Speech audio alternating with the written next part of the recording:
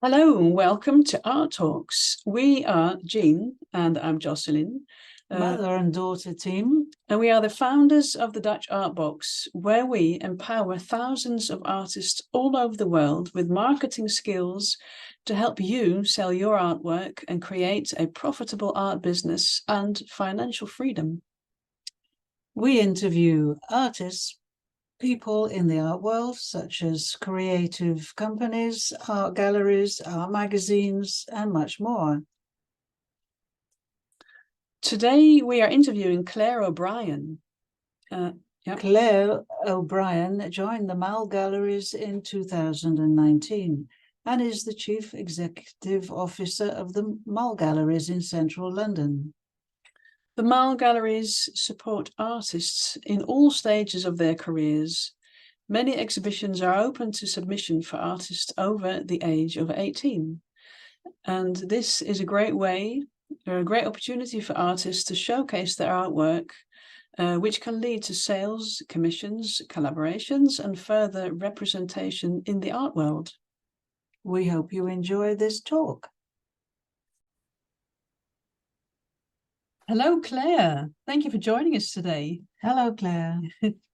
Hello, Dutch Art Box. We'd like to talk to you today about you and the company that you work for, the Mal Galleries. Can you tell us a bit about the company and how you represent it?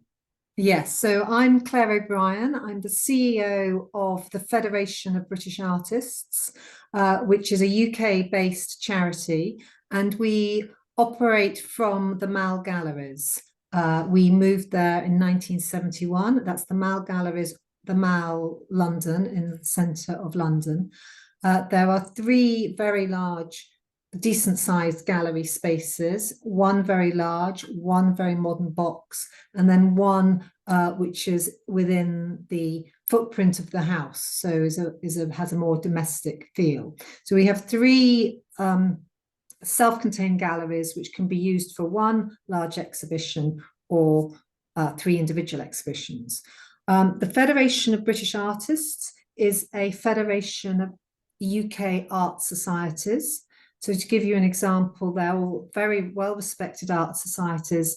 For example, the Royal Institute of Painters in Oil, the Royal Institute of Painters in Watercolour, the Royal Society of British Artists, the Pastel Society, the Society of Wildlife Artists, the Royal Society of Marine Artists, and the Royal Society of Portrait Painters.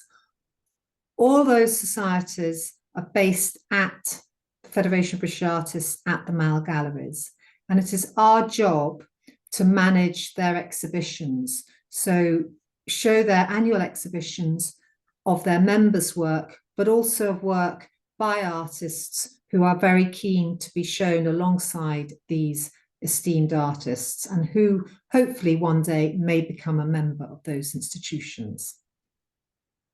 Brilliant. Sounds as though it's keeping you all very busy. It's a very busy building. There's a very high turnover of exhibitions. Exhibitions last from 2 weeks to 1 week, and therefore there are many artworks coming through our doors. So there's a lot of receiving, hopefully selling, and then dispatching. Around 4,000 works of art can come through our doors per annum. Good grief. That's a lot. And Yeah. how do you select which pieces of art you want to showcase and which artists that you want to have in your exhibitions? How do you do that? So for these exhibitions that we organise, but we do also host other exhibitions which manage the same process. The other societies that show at the Mal Galleries are, for example, the Botanical Society and the Society of Women Artists, to just name two. About 3 months before an exhibition, actually, sorry, no, about 6 months before an exhibition, we organise what we call a call for entries, which I know many of your viewers will be accustomed with. So we do a call out, and we do that via our website and also through an active social media campaign, in particular Instagram, whereby we call on artists to submit their works. We explain what's required. We explain the exhibition, the particular art society that is showing, and we tell them the deadline. So it's all handled digitally. They upload their works of art onto the digital platform and then wait. And then the actual selection process, there's a committee of members of that art society who spend a long time going through the works individually, because this could be, from 800 to 2,000 or more works of art they'll be looking at. And then from that, a shortlist is made, and then the committee come together in one room, and then they look at the works, usually digitally, but on a big screen, so they can zoom in and zoom out. And from that discussion, the works to be hung at the exhibition will be selected. For those that are selected, and indeed I was just talking to an artist last week who had been selected for the first time for the Society of Wildlife Artists exhibition.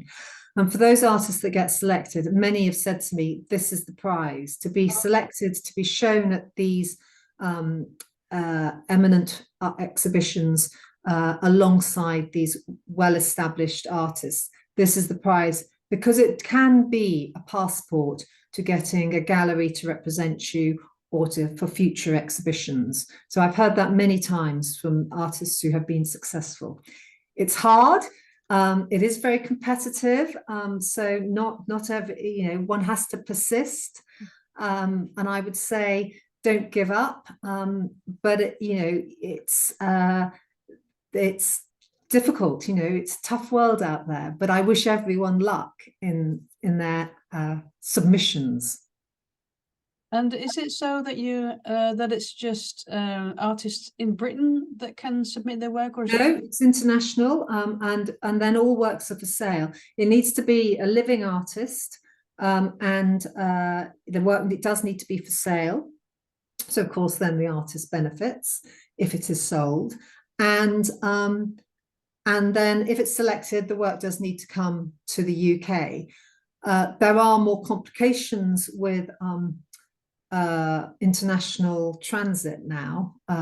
So when the artist must allow sufficient time to get through customs, that's the sort of, so the time factor is important. But it's certainly worth it. The other thing I need to stress is that all our exhibitions are figurative. So we like to call ourselves the UK Centre for Figurative Art. Okay. And would you, what advice would you give artists that want to submit work? Have you any advice for them? What type of work? What style? What medium? Well, as I say, it's figurative. I mean, it can border on the abstract, but the work needs to be predominantly figurative. It needs to be in the media that is specified for those call for entries. It can also be 3D. It can be sculpture as well. And I would sort of say, don't rush, be very clear, be selective in the exhibitions you choose to submit works for. It's also very helpful. We do ask for artists' supporting statement or a description of the work. And that is very helpful, because then what we like to do, is particularly if they're a prize, if the individual becomes a prize winner, we give a lot of prizes over the course of a year. So the total amounts to over £100,000. Yeah. The Royal Society of Portrait Painters have one prize, which is valued at £10,000, and another prize which is valued at £20,000. So there are some really good prizes to motivate an individual to submit. I would say don't give up, because submitting to exhibitions is very competitive. So I would say keep going, don't lose faith, and choose carefully who you're applying to. How do you mean that? Choose carefully who you're applying Well, to? when you look at the criteria and you look at the organization. So, for example, another exhibition that we host is the Discerning Eye, and that invites entries of small works. So that may suit somebody better than another society. And do you also look at if there's an artist that has submitted something, do you check out their website, their social media platforms, how active they are? Does that no, it's all based on the work of art itself. Okay. Yeah. Interesting. Yeah, that's good to know. So we have a bit of insight. I'm sure that will help quite a few people, that advice that you've given. I hope so. I mean, it's important that artists do submit, and hopefully that will then lead to future possibilities and opportunities. It may open other doors. Exactly. Yeah. And can they submit just one work, or? No, they can submit up to a certain number, depending on the exhibition. Okay, so if somebody is watching or listening to this and they want to find out more how and when to submit work, where do they go? Who do they contact? They go to the malgalleries.org.uk and look at the call for entries for artists. And you also mentioned that you have it on Instagram. Yeah, at Mal Galleries. Yeah. Call for interest. Okay, well, wonderful. I've actually seen that on Instagram for artists. Yeah. Okay, I don't think we have any more questions. I think you've given us a very good explanation, and I hope it inspires artists to take the plunge and submit some work. Absolutely. I hope so too. Yes, I mean, it's all the details are all on our website, as I say, malgalleries.org.uk.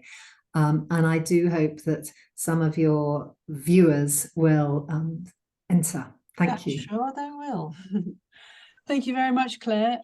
We wish you a nice day, and good luck with the Mal Galleries. Yeah. We hope you enjoyed listening or watching this episode of Art Talks. And if you have something interesting to share with us, get in touch with us at thedutchartbox.com. See you soon. Bye-bye.